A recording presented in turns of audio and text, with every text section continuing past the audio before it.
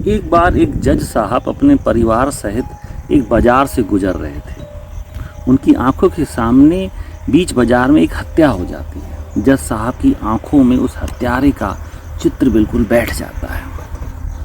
दूसरे दिन अखबार में न्यूज़ भी आती है, हत्यारा पकड़ा जाता है। जज साहब संतुष्ट होते हैं। 4-6 महीने बाद वही हत्या का केस जज साहब के कोर्ट में आता है। लेकिन जज साहब तब बहुत हैरान हो जाते हैं, तो देखते हैं जो अपराधी खड़ा था वो नहीं था जिसे उन्होंने देखा था। लेकिन सारे सबूत, सारे गवाह उसके खिलाफ थे और सज़ा निश्चित तौर पे उसे होनी थी।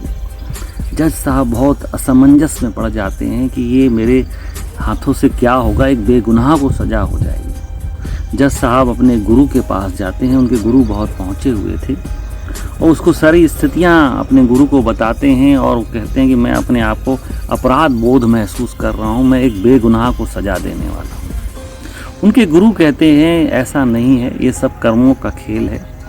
तुम्हारी नज़रों में वह अपराधी नहीं है, लेकिन ऊपर वालों की नज़रों में ज़रूर कुछ न कुछ उसने ऐसा अपराध किया होगा जिसकी सज़ा उसे अभी मिल रही है। लेकिन जज साहब का मन नहीं मानता और वो निर्णय करते हैं कि उस व्यक्ति से मिलने वो जेल में जाएंगे। जेल में जब वो जाते हैं तो व्यक्ति उसके जज साहब के पैरों में आके गिर पड़ता है कि मैं बेगुनाह हूँ, मुझे ज़बरदस्ती से फंसाया जा रहा है, मैंने कोई हत्या नहीं की। जज साहब कहते हैं निश्चित तुमने हत्या नहीं की है, मुझे पता है, लेकिन मेरे गुरु कह रहे हैं ज़रूर तुम्हारे कुछ न कुछ कर्मों का खेल है। कुछ याद करो, कुछ ऐसा कर्म तुमने किया हो जिसकी सज़ा तुम्हें अभी मिल रही हो। वो व्यक्ति कुछ सोच में पड़ता है और शांत होता है, बोलता है आपके गुरु बिल्कुल सही कह रहे हैं। कई साल पहले, 15-20 साल पहले जब मेरी पहली शादी हुई थी, तब मेरी पत्नी से मेरा झगड़ा हुआ था और मैंने उसे बालकनी से धक्का दे दिया था। लेकिन वह एक एक्सीडेंट साबित हुआ था और मैं बच गया था। मैं बहुत अपराध बोध महसूस करता था आज तक, और ये सत्य बात है, वो सज़ा मुझे आज मिल रही है। दोस्तों, हमारे जीवन में भी कई बार ऐसा होता है।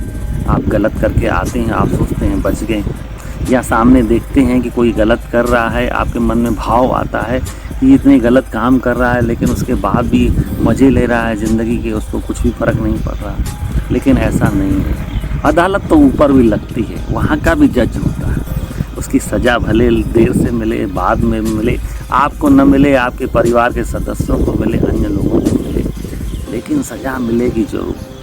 तो दोस्तों, कभी भी बुरा कर्म करें, कभी भी गलत कर्म करें, ये मत सोचिए कि आप बच जाएं। कभी न कभी किसी न किसी रूप में वो सज़ा लौट के आएगी। और इसके विपरीत आप जब कभी अच्छा करते हैं, किसी का भला करते हैं, आपको तुरंत कोई प्रतिफल नहीं मिलता, लेकिन सब्र कीजिए, धैर्य कीजिए। परमात्मा उसकी भी खबर रखता है जो आप अच्छे कर्म करते आते हैं ना, उसका प्रतिफल भी मिलेगा। ज़रूरी नहीं अभी मिलेगा, कुछ समय बाद मिलेगा, कुछ सालों बाद मिलेगा ज़रूर। आप सिर्फ अपना अच्छे से अच्छा, बेहतर से बेहतर किए जाएं।